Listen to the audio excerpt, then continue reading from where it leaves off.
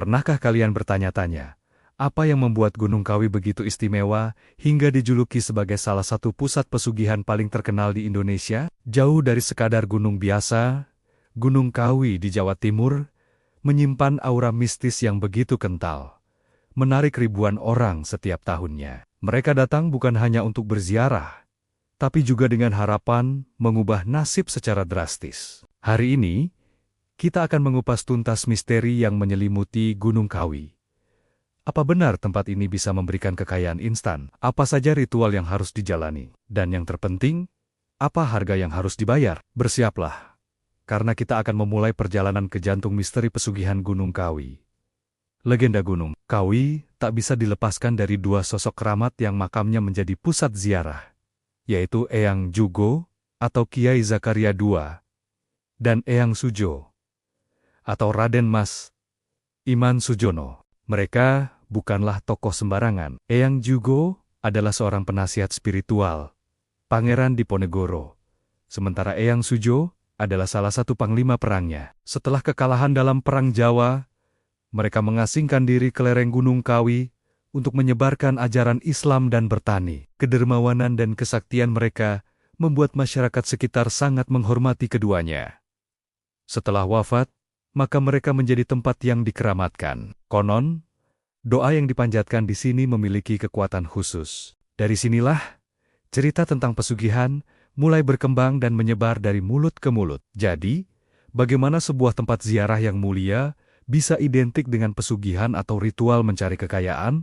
Disinilah letak pergeseran maknanya. Awalnya, orang datang untuk berdoa, memohon berkah, dan meneladani sifat baik Eyang Jugo dan Eyang Sujo.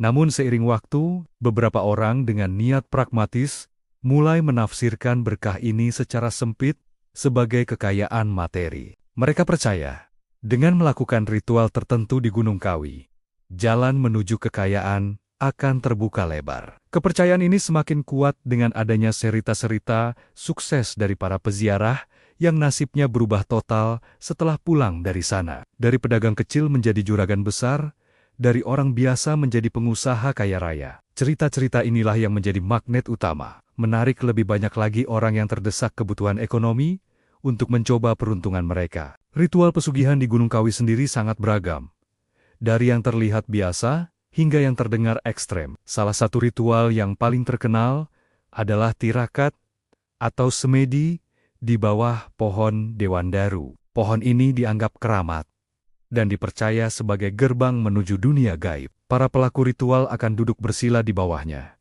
kadang selama berhari-hari, menahan lapar dan haus. Sambil terus merapalkan doa dan mantra, mereka menantikan sebuah pertanda. Biasanya berupa jatuhnya daun, ranting, atau buah dari pohon Dewandaru tersebut. Benda yang jatuh inilah yang diakini sebagai jimat atau pemberian dari alam gaib, yang harus dibawa pulang dan akan menjadi sarana pelancar rezeki. Tentu saja, tidak semua orang berhasil mendapatkan pertanda ini. Butuh kesabaran, keyakinan, dan mungkin sedikit keberuntungan. Selain bertapa di bawah pohon Dewandaru, ada lagi ritual yang lebih kontroversial, yaitu pesugihan tumbal. Nah, disinilah ceritanya menjadi lebih gelap. Perlu kita garis bawahi, banyak pihak, termasuk juru kunci makam, yang membantah keras adanya praktik ini. Namun, desas-desusnya tetap hidup. Menurut mitos yang beredar, untuk mendapatkan kekayaan yang luar biasa besar dan instan, seseorang harus bersedia menumbalkan nyawa. Tumbal ini bisa berupa hewan, atau yang paling mengerikan, nyawa manusia, seringkali anggota keluarga sendiri. Konon, ada perjanjian gaib yang dibuat dengan penguasa tak kasat mata di Gunung Kawi. Si pelaku akan kaya raya, namun sebagai gantinya, ia harus menyerahkan tumbal secara berkala. Sekali lagi, ini adalah mitos yang kebenarannya sangat sulit dibuktikan, namun berhasil menciptakan citra angker bagi Gunung Kawi. Lalu, apa kata para juru kunci dan masyarakat sekitar? Sebagian besar dari mereka menolak keras anggapan bahwa Gunung Kawi adalah tempat pesugihan sesat. Bagi mereka, Gunung Kawi adalah tempat ziarah yang suci. Orang datang untuk ngalap berkah, yang artinya mencari berkah dengan cara berdoa kepada Tuhan Yang Maha Esa, melalui perantara kesalehan Eyang Jugo dan Eyang Sujo.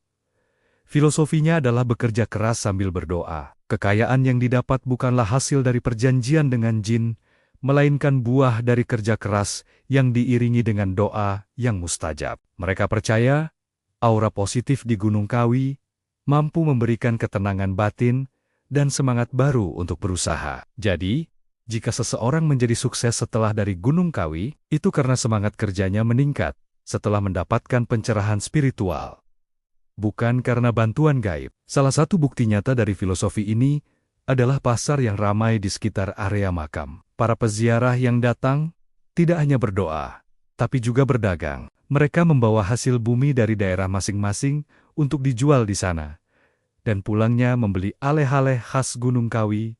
Terjadilah perputaran ekonomi yang luar biasa. Banyak pedagang yang memulai usahanya dari nol di pasar ini, dan akhirnya menjadi sukses. Bagi mereka, inilah pesugihan yang sebenarnya, yaitu memanfaatkan keramaian tempat ziarah sebagai peluang usaha, bekerja dengan giat, dan tak lupa berdoa memohon kelancaran. Ini adalah pandangan yang lebih logis dan positif, yang memandang Gunung Kawi sebagai sumber inspirasi dan motivasi untuk bekerja lebih keras, bukan sebagai jalan pintas gaib. Namun, tidak bisa dipungkiri, ada saja oknum yang memanfaatkan keputusasaan orang lain. Di sekitar Gunung Kawi, terkadang bisa ditemui dukun atau paranormal yang menawarkan jasa ritual pesugihan instan dengan mahar yang tidak sedikit. Mereka mengklaim bisa menjadi perantara dengan penunggu gaib dan menjamin keberhasilan ritual. Inilah yang seringkali menjerumuskan orang. Mereka yang sudah kalut pikirannya karena himpitan ekonomi menjadi sasaran empuk. Mereka rela membayar mahal dan melakukan apa saja demi janji kekayaan, padahal seringkali mereka hanya menjadi korban penipuan. Ini menjadi pengingat bagi kita semua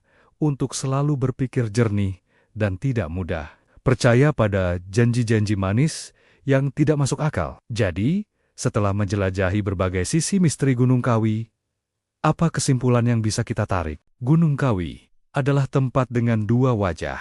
Di satu sisi, ia adalah pusat ziarah spiritual yang mengajarkan nilai kerja keras, doa, dan meneladani kebaikan para leluhur. Di sisi lain, ia diselimuti mitos kelam tentang pesugihan, tumbal, dan perjanjian gaib. Wajah mana yang kita lihat? Tergantung dari niat dan keyakinan kita sendiri. Apakah kita datang untuk mencari ketenangan jiwa dan motivasi? Atau kita datang dengan harapan akan jalan pintas yang penuh risiko? Yang pasti, tidak ada kekayaan yang datang secara cuma-cuma tanpa usaha. Setiap pilihan selalu ada konsekuensinya. Pada akhirnya, misteri pesugihan Gunung Kawi mungkin tidak akan pernah terpecahkan sepenuhnya. Ia akan tetap hidup sebagai legenda, sebagai cerita yang dituturkan dari generasi ke generasi. Mungkin itulah daya tariknya. Sebuah tempat yang memadukan antara yang sakral dan yang profan, antara harapan dan ketakutan, antara doa dan ambisi. Gunung Kawi adalah cerminan dari sifat manusia itu sendiri, yang selalu mendambakan kehidupan yang lebih baik, terkadang dengan cara apapun. Bagaimana menurut kalian? Apakah kalian percaya dengan pesugihan Gunung Kawi? Atau kalian lebih meyakini filosofi kerja keras dan doa? Tulis pendapat kalian di kolom komentar ya. Terima kasih sudah menyimak sampai akhir. Jangan lupa like, subscribe, dan sampai jumpa di video berikutnya.